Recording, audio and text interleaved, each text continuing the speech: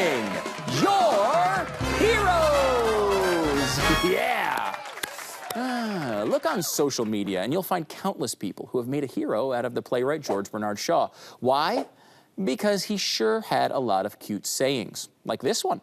A happy family is but an earlier heaven. Adorable. You can tell how much he loves people, can't you? So I'm going to jump on the bandwagon and say we fully embrace George Bernard Shaw. I decided to create some of my own precious mementos so I could be reminded of George Bernard Shaw all the time, like this. It's a pink heart paperweight, and it has a wonderful quote from Shaw on it that I found. I couldn't find it on Pinterest, but it says, "A great many people would have to be put out of existence simply because it wastes other people's time to look after them." I told you, he just loves people.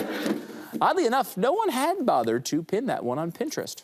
I mean, sure, George Bernard Shaw was an avowed Fabian socialist who loved eugenics, and yeah, he believed everyone should have to justify their existence. You probably remember this classic.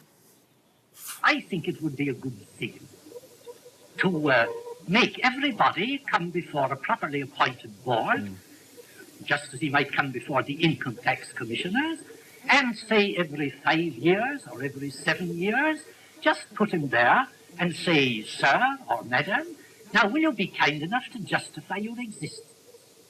If you can't justify your existence, if you're not pulling your weight in the social vote, if you're not producing as much as you consume, or perhaps a little more, then clearly we cannot use the big organization of our society for the purpose of keeping you alive, because your life does not benefit us, and it can't be of very much use to you. It can't be of very much use to you either. Sure, not everything Georgie said was super flowery and beautiful, but he did have such a magical way with words. Watch. I don't want to punish anybody, but there are an extraordinary number of people whom I want to kill. Who wouldn't want to celebrate such a wonderful, wonderful man? I know I do. That's why I had this piggy bank. Yeah, it's engraved right here with another wonderful quote from George Bernard Shaw. Quote, "I appeal to the chemists to discover a humane gas that will kill instantly and painlessly, deadly by all means, but humane, not cruel." See, he's so nice. He wants the mass murder to be done in a humane way. In 1934, he wrote, "The moment we face it frankly, we are driven to the conclusion that the community has a right to put a price on the right to live in it.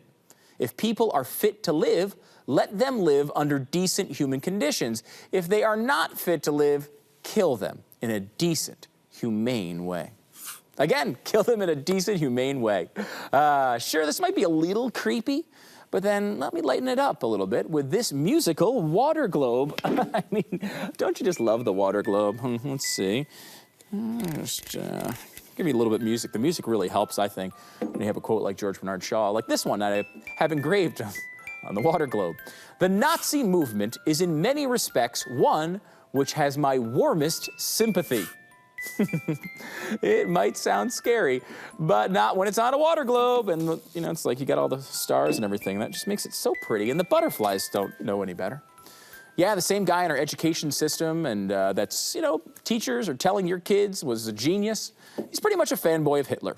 The New York Times wrote about admiration in 1933.